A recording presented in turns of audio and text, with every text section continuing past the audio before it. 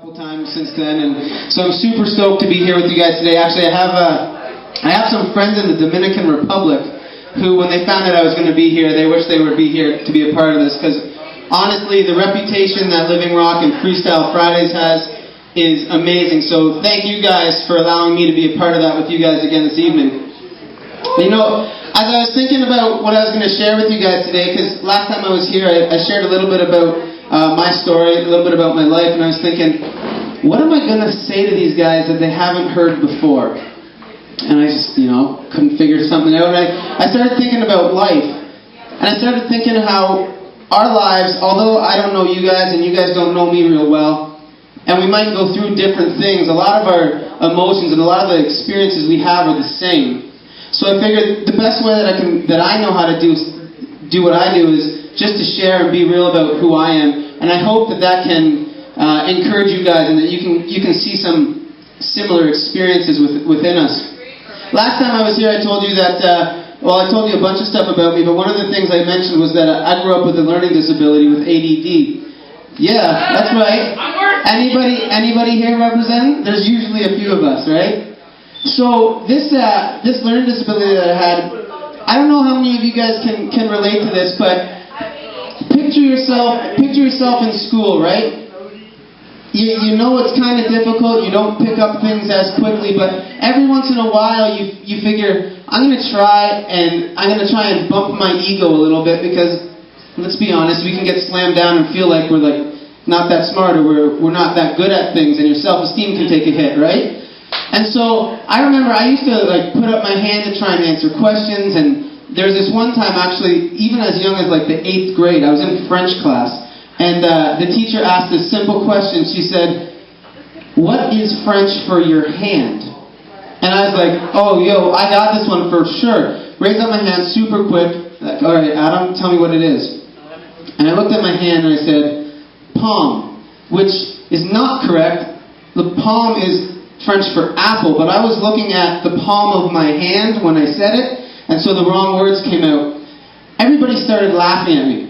The whole class, and then you immediately, you feel the ears are starting to get warm, your face goes red. You wish you could just sink and disappear into your desk, right?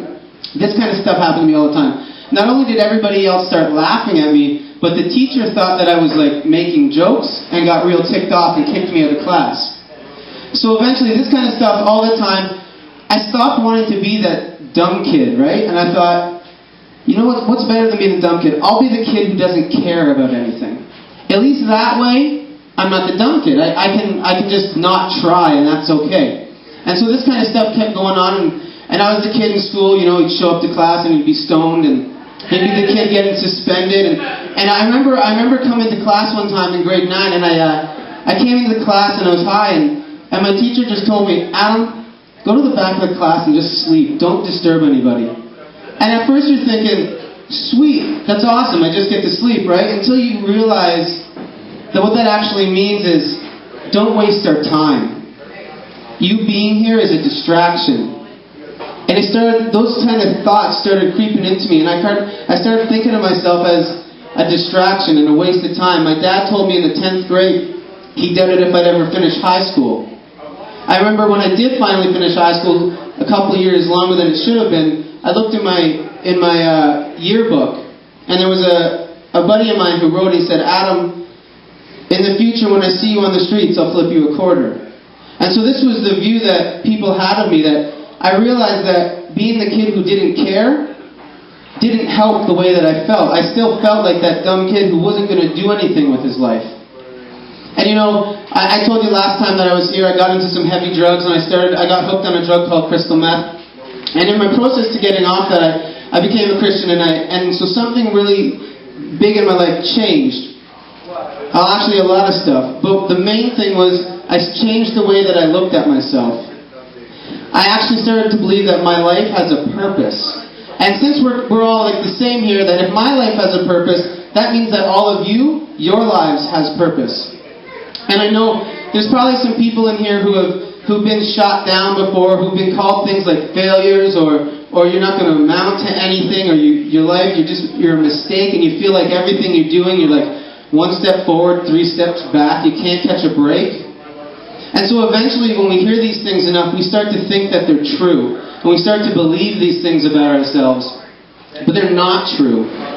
Actually, if you look at anyone who's done anything great in life, they've all made mistakes and failed. Just because you fail, like what was said before, just because you fail doesn't make you a failure.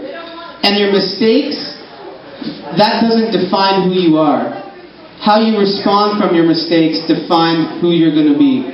And now, I'd be lying if I told you that every morning I wake up and I'm like ready to go and I believe in myself and I don't struggle with self-confidence and I think that my dreams are going to come true and who I want to be, because the person I want to be is someone who tries to inspire and encourage people. And sometimes I wake up and I question, am I even good enough? Am I able to do these things? And I'll share a little story. I went back, I was in Haiti 2 months after the earthquake took place. And I came home, and a month later I went back down, and there was a moment where I was standing outside of a cathedral that had been absolutely destroyed by the earthquake, with a couple friends who hadn't seen it yet, so I was showing them around. And this young girl came walking towards us. And she had a baby in her hands. And as she came closer, we find out that this woman was only 21 years old. And her baby was 4 months old, so she had been born just after the earthquake took place. And as the baby came forward, we saw its leg, and the leg was burnt, like severely burned. We found out that the tent that they were living in had caught fire, and this baby had been burned in the fire. Now they were walking around for 6 days homeless, looking for anybody to give them a hand to help. So we grabbed this woman and her baby, and she had an older son who was about 3 years old. Put them in our car, and we drove them to a hospital, and they wouldn't accept her. And we drove her to a second one, and they said, no, we're full. And a third and a fourth, and we were turned down from 4 different hospitals. And the 5th hospital let this young woman and her baby, who was severely burnt, in and took care of her. We gave her some money, and we gave her a tent, a new home, a mattress, some food. And you know, sometimes when I think back, I think, am I really making a big difference in this world? And then I remember the one. And you know, I came home, and I don't know how many of you guys do this, but some of my friends had a camera, they took pictures, so I put some on Facebook. And this girl messaged me, and she was a girl I knew in high school. Like, we had some classes together. So her opinion of me was, I was that waste of time kid. And she saw these pictures, and she said, wow, Adam, I never imagined in high school you would be doing things like this. The number is underneath? No. And so, I'm here to say this. If my dream of being who I want to be can come true, if I can pursue those things and look past what other people have said of me, then that's true for you guys too. Don't ever let anybody tell you that what you care about doesn't matter. There's people in this room who want to know what matters to you. And they want to come alongside with you and walk through this journey that we're all going through and help you become the person you want to be. Don't ever let anybody tell you that you can't be who you want to be. Thanks so much, guys.